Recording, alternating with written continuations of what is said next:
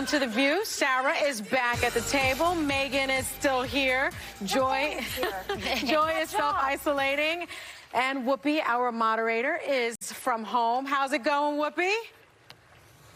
It's still going very, very well. It is nice to hear you all each morning. I have to tell you, it makes me feel like I have some kind of normalcy in my life. Yeah. And I think a lot of people are watching us for the same reason, because they want to see us, but it also makes them feel like life is moving forward. So I want to thank you all for making my life better. Oh, thanks, Whoopi. Thank you, Whoopi. Let's rock some... Well, just y'all are all right. You know, I love you. So we're going to start with some hot topics. You're not going to hear that a lot from me, but I'm telling you today. No, it's like, say it one more time. You know, I do. I love you all. I love you all. And I'm so glad that we're doing this together, because we're helping a lot of people cope. And that is, you know, that has nothing to do with what our political beliefs are. That has nothing to do with our color. It has to do with us as a body of women saying, we got you. Yeah. And we're going to keep our eye moving forward, and we're taking you with us. Absolutely. So that's what we're doing. In any case, you know who has been changing his narrative on the coronavirus from the beginning. But in a press conference yesterday, he admitted the severity of it. Take a look. But now the whole world almost is inflicted with this horrible virus, and it's too bad. It's too bad, because we never had an economy as good as the economy we had just a few weeks ago. So there's never been anything like this in history.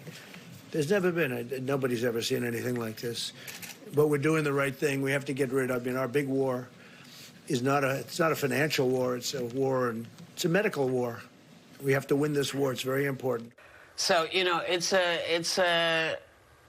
good that he's finally saying, you know, and acting the way we would have expected several weeks ago, you know, and people are saying, well, it's a while to November. Let's see what's going on. Because when you change the narrative, you know, as he has many times, it makes people uncomfortable. Are y'all comfortable with this new narrative? Is he being more, I don't know, present with what's going on?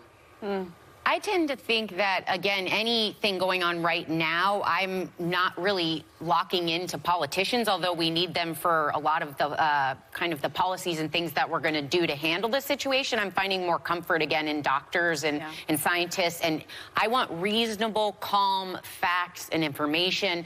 Right now, I kind of felt really unified by Biden when he talked the other day. I wanted a little bit of hope, too, after something like 9/11, when kind of New York City specifically all came together. I'm looking for voices that are calming me down, but informing me, giving me facts, updating me as we go, and reminding us that we've gotten through so many things in the past, and we'll get through this one if we stick in it together. So I'm looking for messages of hope filled with information and fact. Well, I see that he's trying to change the narrative. You know, he's calling it a war. I think he really enjoys these war analogies, even though he never served, and even though he's this notorious draft dodger, he seems to want that sort of title, that glory.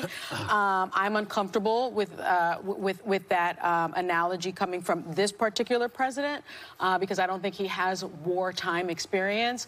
But I agree with you, Sarah. I think that, you know, this needs to be led by physicians. It needs to be led by medical experts, people with, that kind of expertise. I think his response and the response from the administration was woefully inadequate. You had someone like Jared Kushner with no medical expertise sort of leading the charge, assigned with leading the charge. Mike Pence, who had a miserable history in Indiana, being assigned to lead the charge with Mike Pence with Indiana and the AIDS epidemic. And so for me, this flip-flopping and this mixed message that we heard from the administration was woefully inadequate and very, very late.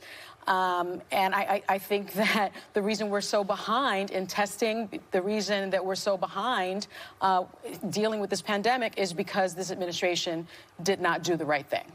I mean, it's hard to take politics out of it. I understand emotional craving to do that because it's such a scary time. You want to believe that everyone's on the same page. I think the point that Sunny's making is in politics, no matter what, you always have to think that a crisis will happen in any administration or any state in one way or another. The likelihood of some kind of crisis happening while you're serving in office is great because crises happen. And the problem with the Trump administration right now is they used so much political capital in the beginning in the wrong way that now distrust has already been bred with a lot of Americans and with a lot of people within the administration. And I think if you're President Trump, sort of still being combative with the press in a way that he did yesterday. He said, oh, you're all behaving right now. It took a pandemic to do so. It's just ridiculous and a waste of time. And I think what's interesting to me, your point about Jared and Ivanka, I've been upset about their roles in this because they put on hats when they want it. When you're a White House advisor and you want to create policy, you got that hat on. When you want to be a mom at home talking about how to entertain your kids, you got that hat at home. And I get, like, moms can do everything. I get it. It's not that she can't talk about being a mom at the same time, but I haven't heard anything. The three of us are raging about masks and ventilators. And by the way, this, you guys think about, this is her hometown. Yeah. This is Ivanka's hometown. If this were happening in Phoenix, I'm sorry, you guys, I love this show, but I would probably be at home in Phoenix raging about it because it's my hometown. And moms so living paycheck to paycheck, and moms being at home. So it's just incredibly tone deaf to me. If you are Jared or Ivanka right now, I am enraged in a way that I haven't felt in a very long time about anything. So it's just sort of strange to me that when they want to be policy advisors, they're policy advisors when it's easy and convenient. But when crap's really going down and there's a huge crisis, you want to put beautiful Instagram photos up. And I, for one, I'm not interested in it. And let's not forget that this president said not too long ago this was a Democratic hoax. That the Democrats, that coronavirus was I mean, not a literally, hoax. but that verbiage is going to be running attack ads. Yeah, is this a hoax? Is this a hoax? Well, Are I think people that's dying why from I'm a also hoax? honing in on science and doctors, because right now you can't remove the politics from it. And every time I turn on the TV, you have to question what was motivation, what was strategy, what was words matter, what the language is. That's why the only people I trust right now are the ones with facts and information that is not politicized, and that is the scientists. Can I say something? Yeah. And I respect that because I think it's a highly evolved viewpoint to say I'm going to listen to doctors and scientists. Unfortunately, I worked in conservative media. My husband works in conservative media for my entire life.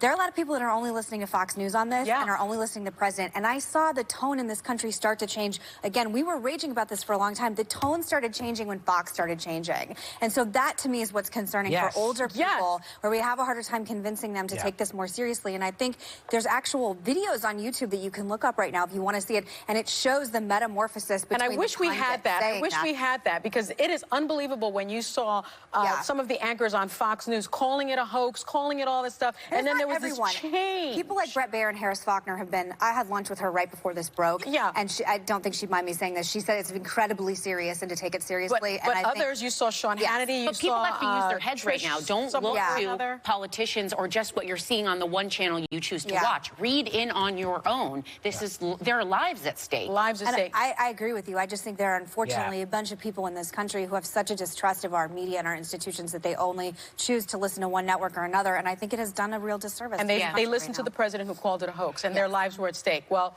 but the interesting thing about all of this is whatever channel you're watching, you're still watching from home. You're watching from inside your house because a pandemic has happened and you are stuck. And whatever side you're on, you understand that when you have leadership, you would not be stuck in your house. Sorry, Sonny, go ahead. Yeah. Well, Whoopi, we'll be right back.